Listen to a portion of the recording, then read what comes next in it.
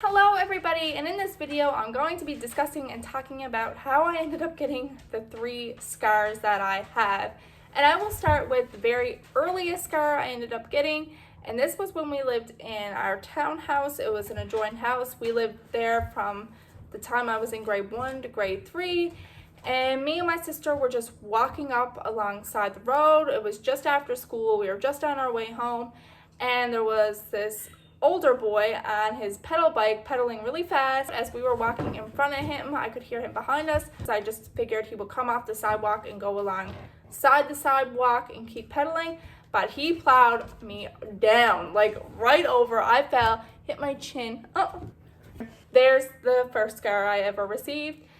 And oh my goodness, I was in tears. I was crying. My sister jumped out of the way, didn't even bother, and she knew he was coming apparently, because when we were knocking on somebody's door, my parents were not home at the time when we got off school, so we went to a neighbor's house and we knocked on their door.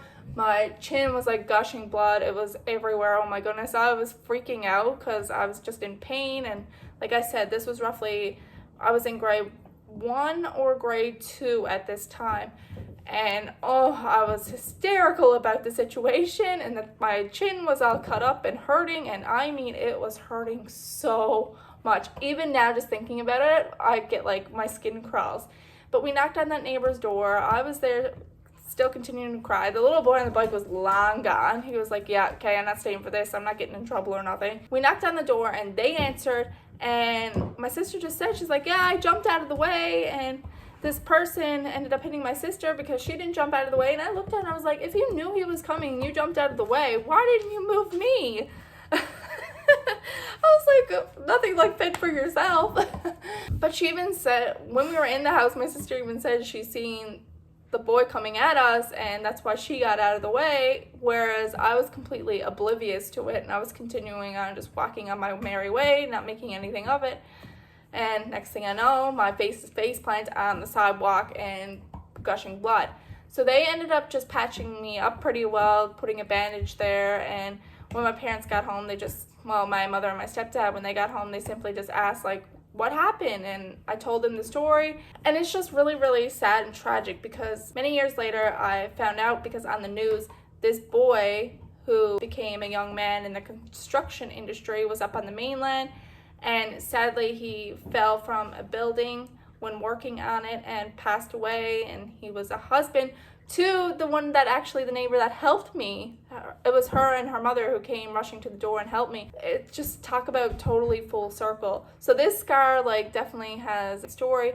That neighbor who ended up helping ended up falling madly in love with this person. They ended up having a little girl, and it just, I don't know, to this day when I seen that on the news about what happened to him, it tore me up and broke my heart. I just could never imagine anything like that ever. If anything ever happened to my husband, I would be absolutely devastated, so devastated. And every day he goes to work, I'm just counting the hours, the minutes, the seconds for him to come back through the door home where I know he's safe and sound. I do think this one should have received stitches, but it never did. But it is what it is now. I just have a scar there. The next scar I ended up getting was my thumb. I don't know if you guys can see it.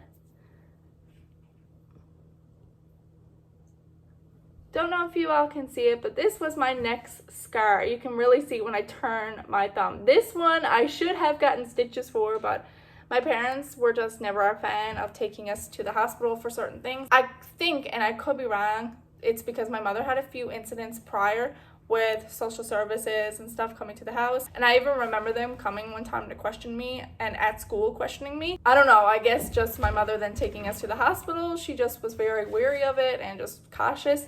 But that was the next one I ended up getting, and this one was a silly one. I was making my lunch for school. I was in grade 4, and I was using the can opener, and I ended up lifting the lid on the can, and then it completely like sliced my finger, my thumb. Oh, this one hurt a lot. I did go to school that day, and that was a teacher who I mentioned in another video. She used to make like spelling fun and just learning fun. So I didn't mind going to school when it came to that teacher, and I really wanted to go that day. I still went to school, took my lunch with me, but I had to have the teacher's assistant or teacher in training pretty much helped me for a week or two until my thumb got a little bit better, because this was my writing hand and I couldn't hold on to my pencil without this throbbing and hurting so much.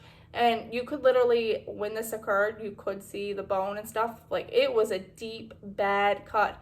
But no, now it's just a big indent in my thumb. And like I said, I never did get stitches or anything for it.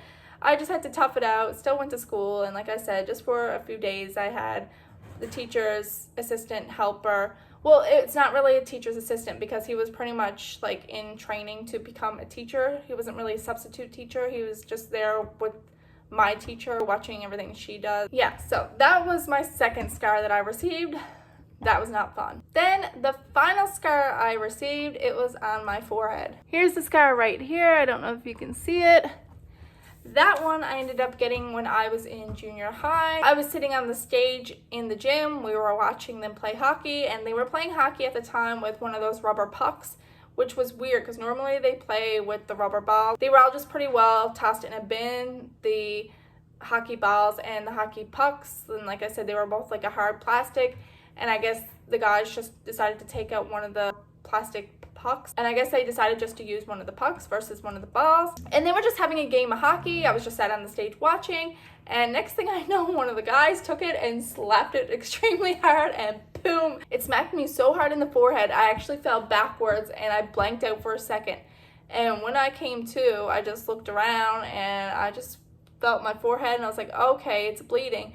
And then I remember looking at a few of the girls that I was there with, and I was like, what the heck just happened? And they were like, you just got slammed with a puck in the face. I was just like, oh, awesome. All the times I went to the stadium to watch my brothers play hockey, and even my husband play hockey, never did I ever get hit in the face with a puck. But of course, in the gym then, and this was even before I met my husband, and I told him about this story, and even he got a little chuckle out of it. That was the last scar out of all the three that I received. And it was one of the ones I definitely look back and laugh at the most, because I'm like, really?